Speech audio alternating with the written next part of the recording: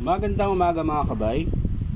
So meron po akong repair ngayon, 39135E. Ayan, cordless na grinder po ito mga kabay, battery operated. Ayan.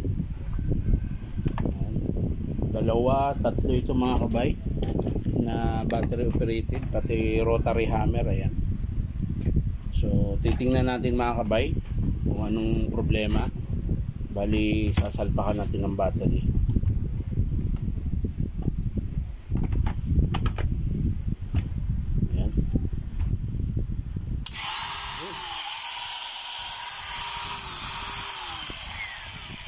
Gumagana naman mga kabay. Try natin ito isa. Ito wala. Yung rotary na natin. Gumagana. Yun wala rin. So ito mga kabay, gumagana. Check na lang natin yung loob kung bakit. Baka napasama lang to sa sira, pero hindi naman talaga sa sira. So titingnan natin mga kabay.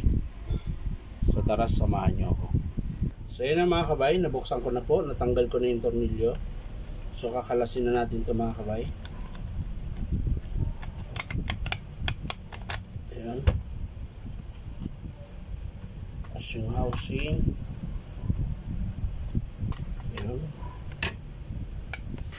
Yun.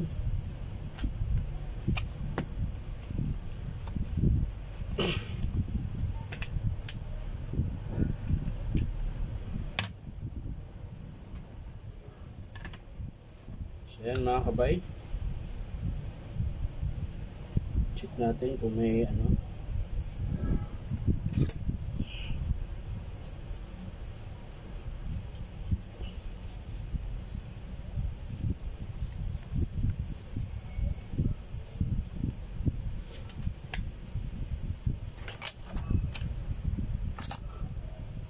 Check din natin yung carbon mga kabay. Kasi wala naman siyang problema dito sa switch. Okay naman. Ayan. Baka dito sa mga carbon mga kabay, may iksi na siya.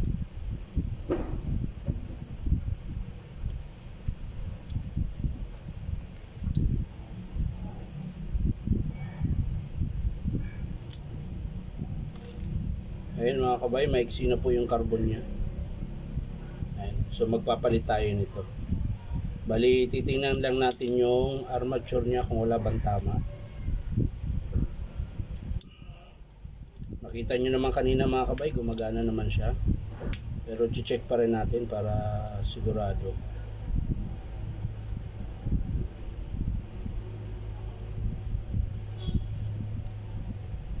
So yan. Apat pala carbon ito. Dami namang carbon. 4 na peraso mga kabay.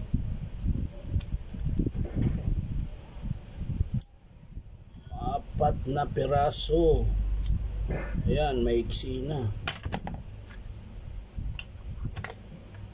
So yan mga kabay, yun po yung armature nya. Ayan. Wala naman po akong nakitang sira. Ayan. Okay naman po. So, ang papalitan natin dito mga kabay, yung carbon niya ito. Yung 4 na piraso, maiksi na po kasi oh. Yan, 1, 2, 3, 4, 4 na pirasong carbon ang papalitan. So, yan lang po ang nakita kong sira mga kabay. Gumagana naman siya. So, hindi naman talaga to sira dahil gumagana siya. Bali, maiksi lang po yung carbon niya. So, carbon lang po yung papalitan natin dito sa unit na to mga kabay. So hindi ko na ipapakita kung paano buuin, papakita ko lang sa inyo mga kabay pag in-approve ng customer kung paano ikabit yung carbon. So yan lang po mga kabay, maraming salamat, bye bye.